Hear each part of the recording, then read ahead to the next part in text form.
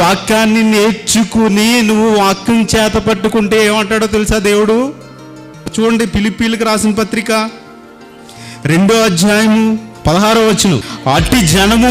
ఎట్టి జనం మధ్య ఇదిగో పాపంతో నిండిపోయింది కదా, ఇదిగో అక్రమార్కులు అయిపోయారు కదా, దుష్ట సంతానం అయిపోయింది కదా, ఇట్టి జనము మధ్య మీరు జీవవాక్యము, ఏదండి వాక్యం?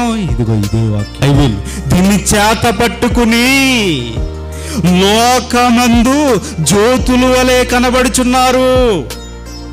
అంటే వాక్యాన్ని చేత పట్టుకుంటే మీరు ఏమవుతారంట? లోకమందు జ్యోతులుగా ఉంటారంట. లోకమందు జ్యోతి, అందుకనే మీరు లోకమునకు వెలుగై ఉన్నారు అంటారు కదంటే. ఒకవేళ మీరు ఇలా వాక్యాన్ని చేత పట్టుకుని లోకంలోకి వెళితే మిమ్మల్ని జ్యోతులు అంటాడంటే.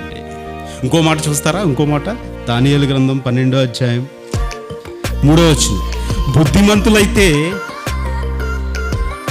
ఆకాశ మండలంలోని జ్యోతులు, ఆకాశ మండలంలోని జ్యోతులు. ఆకాశంలో ఏమున్నాయండి? నక్షత్రాలు, అంతేనా? నక్షత్రాలు ఉన్నాయి. నక్షత్రాలతో పోలుస్తున్నాడు మిమ్మల్ని. మనం ఏం చేస్తున్నాం? ఇదిగో చచ్చిపోయినా మన ఇంటి పైన స్టార్ ఇట్టుకుని స్టార్ని చూసి మురిసిపోతున్నాం.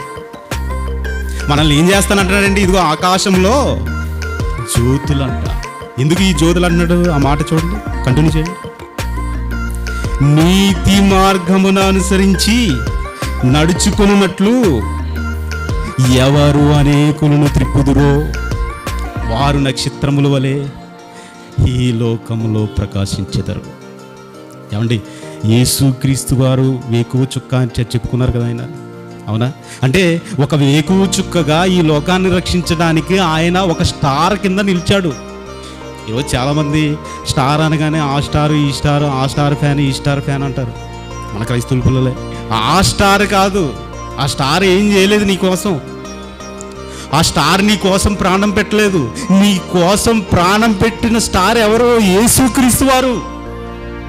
ఆ యేసుక్రీస్తు వారు ఒక స్టార్ కింద అనేకులను త్రిప్పారు. మరి తర్వాత ఎవరు? యేసుక్రీస్తును ధరించుకున్న నువ్వే ఒక స్టార్. యేసుక్రీస్తుని ధరించుకున్న నువ్వే ఒక స్టార్. ఒక స్టార్ కింద వెలగాలి, ఈ లోకాన్ని వెలిగించాలి నువ్వు. ఆయన ఈ లోకాన్ని వెలిగించడానికి వచ్చాడు కదా. ఆయన తర్వాత ఎవరిది ఈ బాధ్యత? నీదే. ఇదిగో ఈ వాక్యాన్ని పట్టుకుని వెళ్ళాలి. ఈ వాక్యాన్ని పట్టుకుని ఇదిగో నీతి మార్గమును అనుసరించినట్లు ఎవరు అనేక మందిని త్రిప్పుతారో వాళ్ళే ఆకాశంలో నక్షత్రాల వలె ఉంటారు.